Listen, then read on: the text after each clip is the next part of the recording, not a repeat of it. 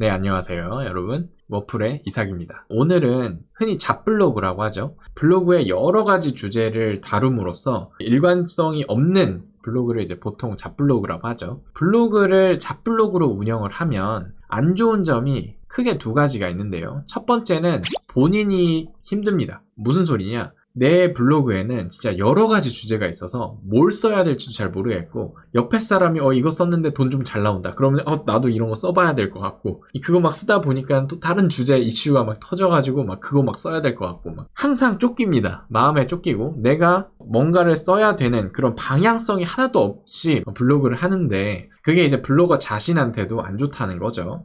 그리고 이제 두 번째는 SEO 이야기를 많이 할 때 토픽 어서리티라고 하는 이야기를 많이 합니다. 이 토픽 어서리티라고 하는 것은 뭐냐면, 지난 영상에서 블로그 도메인 어서리티에 대한 이야기를 좀 해드렸죠. 티스토리는 도메인 어서리티가 되게 높게 시작한다, 좋은 측면이 있다라고 하는 것도 말씀을 드렸었는데, 도메인 어서리티라고 하는 개념과 그 다음에 토픽 어서리티라고 하는 개념은 좀 다릅니다. 이 토픽 어서리티라고 하는 것은 뭐냐면, 블로그에 글들이 어떠한 구조를 통해서 이루고 있는가가 이제 토픽 어서리티예요. 그래서 특정 블로그에 여러 가지 글들이 있는데, 이 글들이 하나의 어떤 테마를 이루고 유기적으로 링크가 연결이 되어 있다라고 하면은 그 블로그는 그 해당 테마의 토픽 어서리티가 높아지는 겁니다. 그러면 이제 막 시작한 블로그가 서치 엔진에서 상단에 위치하기 위해서는 도메인 어서리티로 승부를 보면 안 돼요. 토픽 어서리티로 승부를 봐야 됩니다. 그래서 내가 재미있어하고 글 쓰는 거 되게 좋아하는 분야를 딱 정해서 토픽 어서리티를 빌드를 해 나가는 거예요. 그러면은 점점점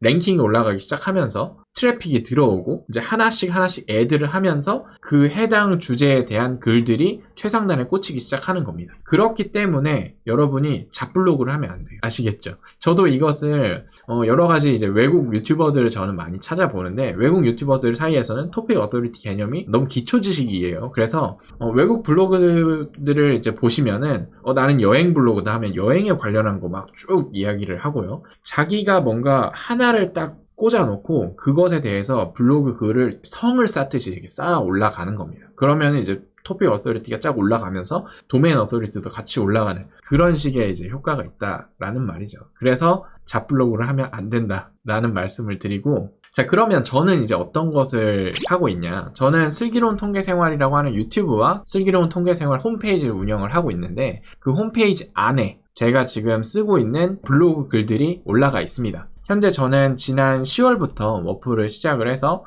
제가 화면을 좀 보여드릴게요. 자, 이제 보이시죠? 슬기로운 통계생활 퍼포먼스 데이터인데요. 2023년 10월에 이제 147명부터 이제 시작해서 쭉 올라가서, 그죠? 지금 최근 들어서 1월부터 한 1000명 정도? 하루 1000명 정도가 이제 안정적으로 좀 찍히기 시작하는 것 같습니다. 그리고 보시는 바와 같이 뭔가 쭉 올라가는 느낌이 있죠. 이제 가서 보시면 아시겠지만 한번 진짜 가볼게요. 잠깐만, 여러분, 지난 영상에서도 말씀드렸다시피 제가 이렇게 저의 홈페이지를 공개를 하고, 그 다음에 제가 애드센스를 사용해서 돈을 벌면서 느끼는 이 인사이트들을 사실 여러분한테 드리는 게 저의 영업 비밀이고, 사실 이걸 깨우친 사람들이 애드센스로 수익을 내는 거잖아요. 그죠? 그래서 저는 여러분에게 저의 인사이트를 드리는 대신에 여러분은 저한테 뭘 주셔야 되나요? 구독을 내놓으셔야 됩니다. 좋아요, 댓글 많이 달아주시면은 저의 워플 채널이 많은 분들에게 다가갈 수 있는 그런 기회를 얻을 수가 있으니까 도와주십시오. 자, 그럼 다시 한번 보도록 하겠습니다. 최근에 그 1000명이 안정적으로 찍혔다고 했잖아요.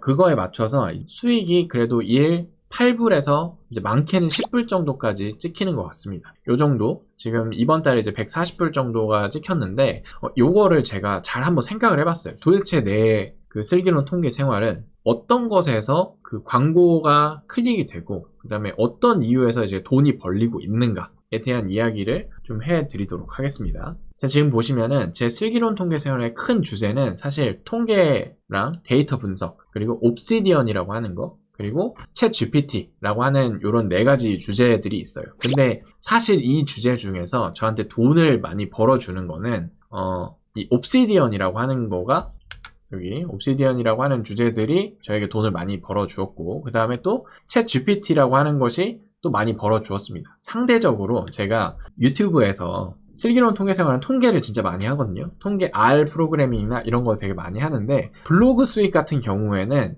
이 옵시디언이랑 챗 GPT라고 하는 그 키워드가 저에게 수익을 많이 안겨다 주고 있다 라고 하는 겁니다. 그 이유를 제가 잘 봤거든요. 근데 저는 좀 깨달았어요. 자, 왜 그러냐면은 제가 챗 GPT라고 하는 그 모음집 이런 거를 한번 가보도록 하겠습니다. 지금 보시면 제가 여러분한테 저 워플 그 올백 테마 있죠? 그 워플 올백 테마가 지금 현재 슬통에도 적용이 된 건데 블로그 페이지인데 이 블로그 페이지를 1단으로 이렇게 해놓은 이유가 있는데요. 지금 보시면은 하나, 둘, 셋 하고 4개 띈 다음에 여기에 이런 식으로 애드센스가 들어가게 돼요. 이거는 일부러 제가 이러한 레이아웃에 광고를 맞췄습니다. 그래서 요거 세팅하는 것도 제가 나중에 알려드릴게요. 그래서 1, 2, 3, 4 이렇게 내려갈 때 만약에 어떤 사람이 제 블로그 슬통에 와가지고 보겠죠, 글을. 그리고 제가 글을 이제 정성 들여 쓰니까 그래도 뭔가 돌아다닐 겁니다. 돌아다니면서 보다 보니까 포스팅이랑 그 다음에 광고가 그래도 비슷하게 생겼잖아요. 근데 지금 현재는 챗 GPT랑은 상관이 없는 그런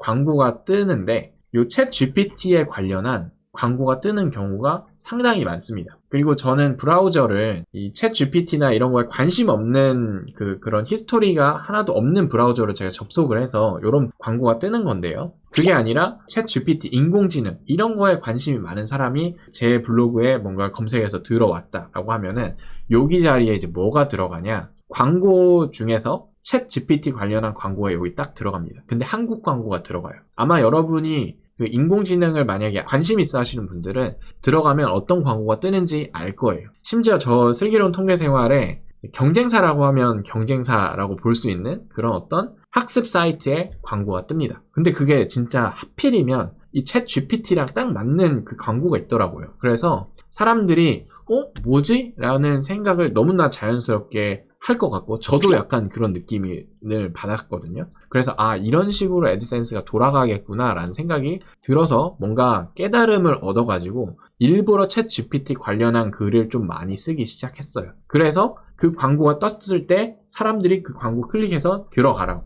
그러면 저한테 이제 수익이 들어오는 거잖아요. 그래서 그런 것처럼 이제 이런 데도 있고 당연히 챗 GPT 저희 블로그 사이트를 이렇게 돌아다닐 때 방금처럼 전면 광고도 뜨고요. 그 다음에 요런 데에 요런 본문 광고 역시도 넣어놨는데 이 본문 광고 역시도 챗 GPT나 인공지능에 관심 있는 사람들한테는 챗 GPT 광고가 여기 딱 설정이 딱 되는 거를 저는 확인을 했습니다. 그래서 이거를 이 경쟁사인데 경쟁사를 광고를 블락을 해야 되나? 라는 생각이 좀 들다가 또 그것도 아닌 것 같아요. 어차피 뭔가 이 학습 시장은 A라고 하는 강의를 이제 좋았으면은 그 분야에 뭐 다른 B강이나 C강이나 이런 게 있으면 다 이제 찾아 듣는 그런 생태계라서 저 역시도 인공지능이 한창 핫한 이 시기에 인공지능 관련한 어떤 글을 씀으로써 사람들을 모으고 그다음에 그 사람들이 자연스럽게 이런 광고를 통해서 또 그런 광고주들로 분배가 되는 그런 식으로 지금 애드센스가 돌아가는구나 라는 생각을 했습니다. 네. 그래서 뭔가 토피컬 어서리티가 잘 빌드가 되어 간다는 생각이 들고 그것 때문에 방금 전에 제가 여러분한테 보여드렸다시피 데이터도 좀 보여지지 않았나 라는 생각이 들어요. 방문객이 점점 증가하는 그런 거 보셨죠? 자, 그리고 제가 진짜 또 중요하게 말씀드리고 싶은 거는 뭐냐면 잡블로그 하지 말라라고 제가 말씀드리는 이유가 제 홈페이지를 보면요, 여러분 어떤 생각이 드시나요? 제 홈페이지에는 사실 인공지능 관련한 것도 제가 지금 여기 딥러닝이 사실 인공지능의 기반이 되는 이론이거든요. 그거 관련한 강의가 있습니다. 저희 슬기로운 통계생활에서 운영하는 꼼꼼한 딥러닝이라고 하는 강의가 있는데요. 저는 이제 나중에 2,000명, 3,000명이 들어오는 것도 당연히 생각을 하고 있는데 제가 가르치는 통계 관련한 블로그를 통해서도 들어오고 R 프로그래밍 관련한 그 블로그를 통해서도 다 들어오는데 그분들이 오른쪽에 맨날 떠있는 이거는 심지어 어디 가지도 않아요. 픽스된 광고판이거든요. 자, 이제 슬기로운 통계생활 광고판이라고 생각하시면 되는데 지금 보시면은 요런 게 궁금하겠죠. 저는 여러분한테 말씀드렸다시피 정성포가 미래다라고 하는 사람인데 읽어보니까 괜찮아. 이 사람 통계 좀 잘 가르치는 것 같은데? 라는 생각이 들겠죠. 그럼 그런 사람들 중에서 옆에 보니까 통계, 엑셀로 배우는 통계? 아니면 내가 R을 지금 공부를 하고 있는데 R 기초 공략집 이건 뭐지? 뭐 여기 이제 ADP 슬통 실기반이라고 하는 데이터 분석 전문가 이런 건 뭘까? 하면서 이제 이걸 클릭을 하면은 제가 운영하는 강의 페이지로 들어가게 됩니다. 그리고 그거를 이제 결제를 하면 사실 광고보다 ADP 실기반이라고 하는 요거는 100만 원이 넘는 수업이에요. 그런 자격증 관련 수업이고 제가 이제 라이브로 티칭을 하는 그런 수업입니다. 그런 것 때문에 저는 워드프레스라고 하는 것을 사실 그냥 블로그라고 생각하지 않고 이 사람들한테 저를 알려주는, 특히나 이제 구글에서 어떤 서치를 한다라고 하면 내가 벌이고자 하는 사업으로 끌어들이는 어떤 관문이라고 저는 생각을 하거든요. 그래서 저는 여러분한테 강의를 만들어서 팔아라 라고 하는 게 아니에요. 강의를 만들어서 파는 것도 여러분의 블로그의 먼 미래의 끝에는 있을 수 있다라고 하는 거죠. 최근에 구독자분 중에서 블로그가 술 관련한 블로그거든요. 술과 관련한 어떤 블로그를 계속 쓰고 있는데 이 술과 관련한 테마를 딱 잡아가지고 블로그 쓰시는 게 전 너무 좋아 보이더라고요. 이렇게 글들이, 술 관련한 글들이 쭉 있고 그러면, 그래서 트래픽이 나한테 온다라고 하면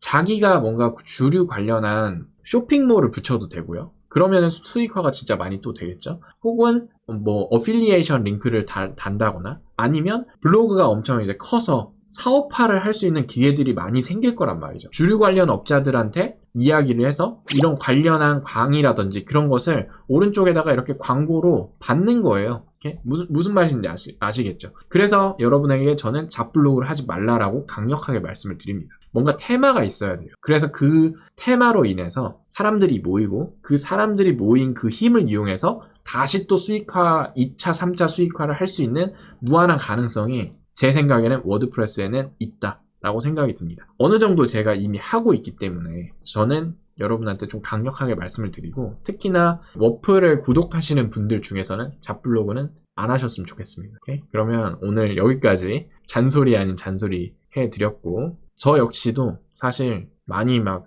아는 것도 아니고 이제 막 시작하고 깨달아가고 그런 단계여서 사실 여러분한테 막 이렇다 저렇다 할 입장은 아니거든요. 그래서 제가 만약에 틀린 게 있다거나 아니면 여러분의 생각이 더 좋다라고 하시는 것들 제 영상 보시면서 언제든지 피드백 주시고, 저는 그런 게 있으면은 또 잘 읽고 저에게도 이제 적용할 건 적용하고, 그리고 저의 의견도 또 말씀드리는 채널로 성장해 나가도록 하겠습니다. 그러면 다음에 또 뵐게요. 바이바이.